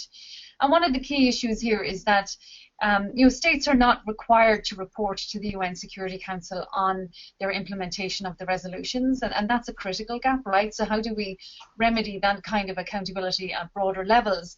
And in some sense, what I talked about earlier in terms of CEDAW, trying to make connections with the Women, Peace and Security agenda, that offers that space. So for me, if I was in a country where I was worrying about the state not implementing its commitments, if your state has ratified CEDAW, one of the opportunities you have is to develop what's called a shadow report. I'm sure many of you are aware of this, that civil society can develop an alternate report to the state's report. So the state reports to the committee in CEDAW in Geneva every 4 years. It says, here's what we've done under CEDAW. But of course, we know that sometimes states are politically motivated. They may not be wholly honest about the gaps that are on the ground. And that's where civil society plays such a critical role. And so we see many women's rights organizations developing alternative reports, submitting them to the committee and saying, the state hasn't done this, this, this, and this. And then the committee can see it. And then when the committee questions the state in the forum in Geneva, it's able to say, look, what are you doing about women, peace and security? What are you doing about these gaps? Because we've learned about this through civil society. And that's one avenue. And again, I know that's at global level. But again, it's one level to think about top-down accountability. Obviously, we've got grassroots and the kind of grassroots up accountability, which is obviously far more important in terms of the day-to-day of women's lives in these countries. And that's where this relationship between a Western donor that has an action plan and the countries that they're working with is so important. And, we see different iterations of this in different action plans. So, for example, the United Kingdom action plan has focused on 2 or 3 countries. That's where they're saying they're going to prioritize, if you like, their actions on women, peace and security. Other action plans take more thematic approaches, so they look at their peacekeeping. Austria, for example, does that. And so there's different ways of doing this, right? And we don't know what's the best way yet. We're still learning whether these are effective and how they become effective. But for me, one of the critical things about that relationship between, a state that says we're going to implement women, peace and security through our foreign policy is that they ensure to do that and articulate that in a way that's responsive to the contexts that they claim to be supporting in these initiatives. Because one of the worries that I have is that what happens with this agenda is that the state develops an action plan and it's called Women, Peace and Security. And as I said, a critical part of developing an action plan is educating members of government themselves about women, peace and security. And we talked about, and I was listening to you earlier talking about gaps in the implementation, and one of the critical gaps we still have is that many people don't even understand what the concept of gender and gender equality is about and how to do gender mainstreaming. And so how do we help them understand that, yes, women, peace and security is a framework, but that many, many women's organisations are doing critical work on the ground that is long-term social change work on gender equality. They might not call it women, peace and security, but it still is captured within and is part of that kind of global framework, if you like. And for me, the critical thing and the relationship between Western governments and their partner governments and countries is that they don't preclude or predetermine what the framework for that work is, but that are understanding enough of the agenda to know that women's rights activists on the ground know what's needed in their countries. They know the best way to go about this. And whatever way they're going about talking about that, whether it's called Women, Peace and Security or something else, there needs to be space for the grassroots definition and meaning of that work to determine what that looks like, so that when donors are funding those activities in those countries, they're not stuck to a very narrow idea of what they think women, peace and security is, but they're supportive of what women on the ground themselves are saying is work on women, peace and security and promoting gender equality, whether it's during or after conflict. And for me, that's the critical thing that we need to keep talking to governments about and making sure they understand this is about gender equality. This is about promoting women's rights in these contexts. And this is a framework that we can use to help us do that. So I leave my comments there. Thank you. Thank you, Aisling. Abigail, would you like to address any of these questions? If so, please unmute yourself. If not, I'm going to read other questions.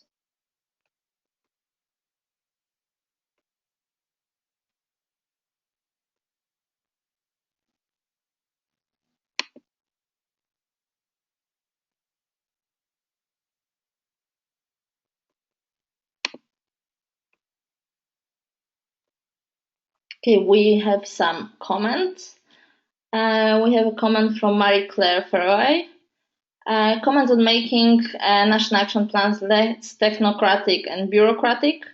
Examples of how the UK section violence against women campaign is mainstreaming Resolution 3025 at the grassroots level by engaging women's groups through various trainings and self-undertaken research, particularly with diaspora, immigrant and refugee African women groups in the ownership of Resolution 3025, CEDAW, Maputo Protocol on the Rights of Women in Africa, and promoting these legal frameworks in their communities to men and women, and ask for accountabilities from their leaders to their governments.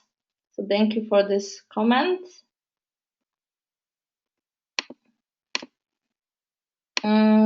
We have another question, which I believe will be to Aisling again. Is the UK seems to have no intention of changing its national action plan to include the domestic context and specifically Northern Ireland. Without political will, is there anything that can be done to get Northern Ireland in the national action plan? So Aisling, I believe that you are an expert on that. Thank you, Barbara, and thank you for that question. That's a very difficult question, and certainly I think women's rights organisations in Northern Ireland are better placed to answer this than I am. But this is about being creative, right? And some of your questions earlier were about, well, how do we get around the failings of action plans actually, and how do we get around how we do that? And I know Abigail mentioned localization strategies, which the Global Network for Women Peace Builders have taken forward in I think it's 11 countries now. And it's a really impressive strategy whereby, it's not about even skipping central governments. It's about working at kind of provincial and county levels or administrative regions in the country, where there is local budgeting, local systems and administrations. And what's interesting about the United Kingdom context is that Northern Ireland is one of the regions of the United Kingdom. And each of the regions have their own assemblies, if you like. So Northern Ireland has its own assembly. And so a critical question here is about questioning whether we can actually approach the governance structures in that particular context we're in distinctively, and not separately from necessarily, but going to them and saying, well, you know, maybe this structure here is more appropriate to us than whatever the central structure is in your country. So there has been a lot of work by women's rights organisations in Northern Ireland already in engaging with the Northern Ireland Assembly and creating, for example, a working group at the Assembly level on women, peace and security, undertaking initiatives and talking to politicians around the implementation of the women, peace and security agenda, and in you know, furthering a dialogue between political parties on these issues. And you know, that's what it's really about, right? It's about the tangible on the ground work at your own regional level and making a difference there. Now obviously the top down, having that in place really helps matters. But, you know, at the end of the day, I don't think there's any women's rights organisations around the world that wait for a government to get on board. Governments are responding to the demands of women's organisations, and you know, that's effectively the way civil society operates and should operate, that we have the freedom to do that. So for me, in terms of the Northern Ireland context, the activities that women's organisations already are doing there are what's important. And it's about, as I talked about earlier, interpreting the women, peace and security agenda so that it's relative to your context and making it relative to that, right? And understanding that, okay, so here's this framework, here's the way we want to look at this now. And so there's incredible initiatives going on that, as I've said earlier, may or may not be labelled as women, peace and security.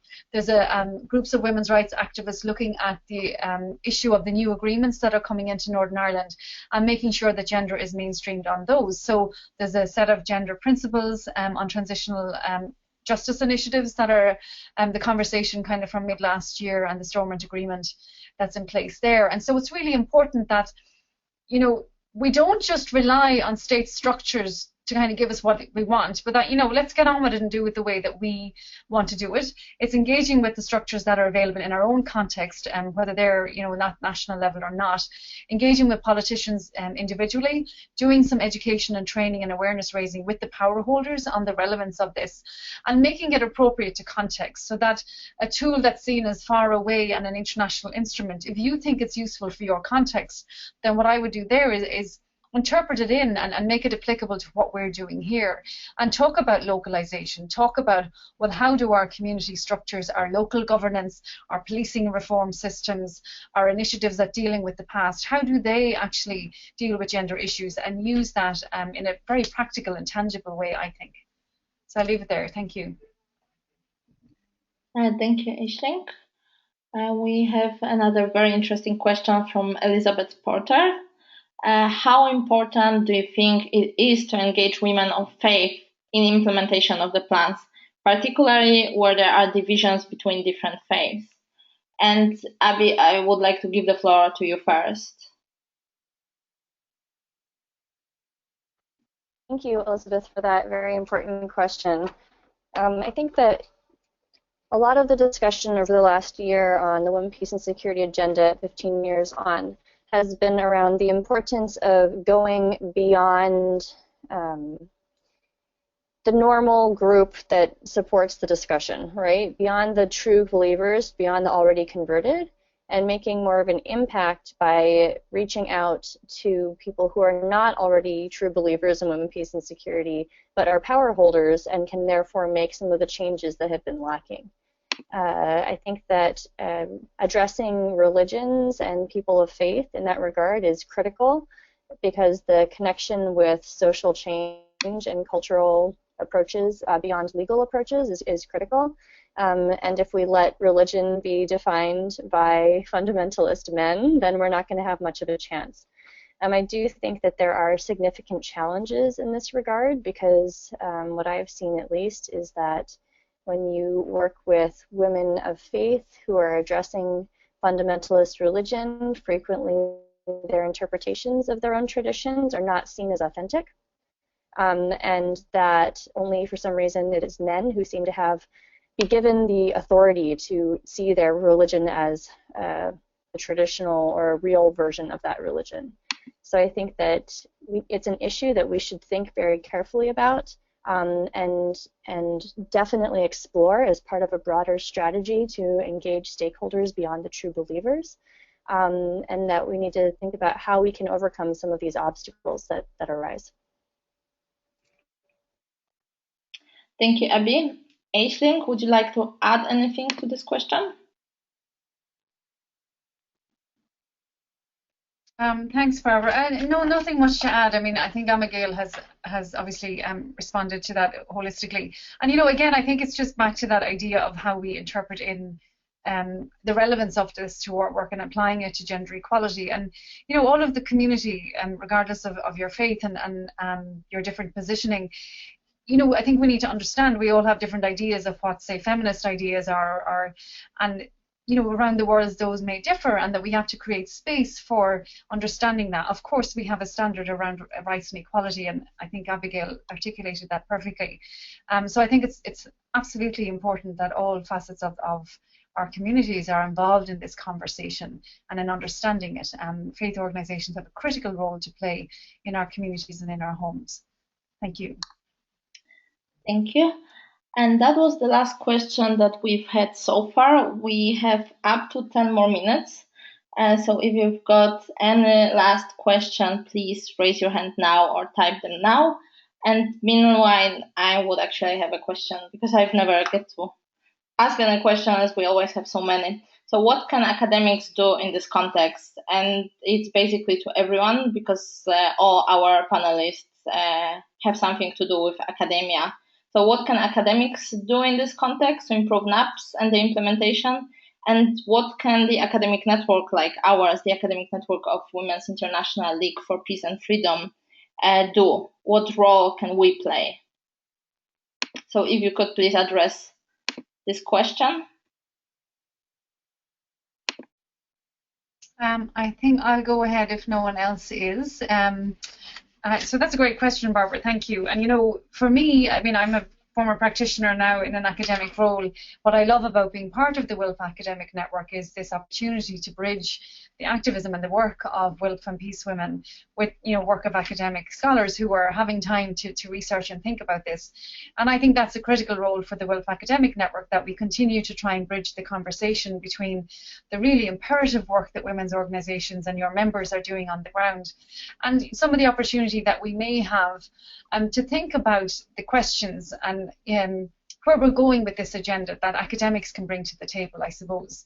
For me, what I've loved and what I've learned from my fellow academics and scholars is, you know, thinking about the kinds of questions we need to be asking, like that question earlier about street harassment, you know, to think critically about that and say, yeah, actually, we need to think about security more broadly than the way that states do. And for us to research the ways that we can try and get out of almost the binary that states put us in, which is they want us to think the way they do, which is about states and state security and hardware and militaries. And whereas, you know, I think a lot of women's organisations and academic feminist scholars think about people and power and where that's situated. And so I think for us academics to think about, well, what kinds of questions and research could we be doing to try and figure out ways to support and help the women's activism on the ground, and then for activists obviously to ask us, what, you know, how could we help you, and let us, you know, tell us what would be useful in terms of research and supporting what you're doing. You know, I fervently believe that there's a role and a relationship for an interaction between academia and practice, and people who are doing things on the ground, and people who are doing research to try and further our thinking and learning about this. And I'd love to see more space for that to happen, and bringing together academics and practitioners to learn from each other. Because I know for me, when I sit and listen to my colleagues, whether in academics or on the ground, that I learn so much, and it helps me think through the things that I think we should be thinking about. So, you know, I have opportunities to go and do consultancy with governments and to advise the development of these kinds of policy frameworks. And it's great to have those different perspectives come together, because I think it will make us all better practitioners and activists on these issues in the longer run. Thank you. Thank you very much. I think, Abi? Yes, and I think on my end, I would just say that one of the big value adds is recognizing and reaffirming that all knowledge is political, because too often in academia there's the perception outside of feminist communities that knowledge is apolitical and just objective. But by recognizing that knowledge is political, it therefore underlines how important it is to ask those feminist questions, to ask about how power and politics and inequalities influence women's lives. And that can be very important in the making and implementation of policy. So one example, to provide a little bit more context, is in the last year, I'd say that the top two resources, scholarship that I've heard in policy circles around women, peace, and security issues have been two things. One of them was by Tun and Weldon, and another one was by Anne-Marie Slaughter, and then there's another one, a third one as well. But basically the three research that has been most cited has been around how increasing feminist movement building is the #1 predictor of reducing violence against women policy, and how the importance of feminist and inclusive participation in that regard. And I would just say that by having feminist scholars ask questions about women's movements and feminist movements, you then are giving data that can be used to address some of the power inequalities and violence in the world. And more concretely, also, we can look at where all of the funding is going. There's a huge amount of money in the military-industrial complex, both in research and in operations. And by looking at how that money is set up and how that is taking away from investment in gender equality and peace, we really have a chance by academics to provide a much clearer view of how knowledge is actually promoting violence at this point because of our inability to pay attention to women's lives. Thank you, Abby.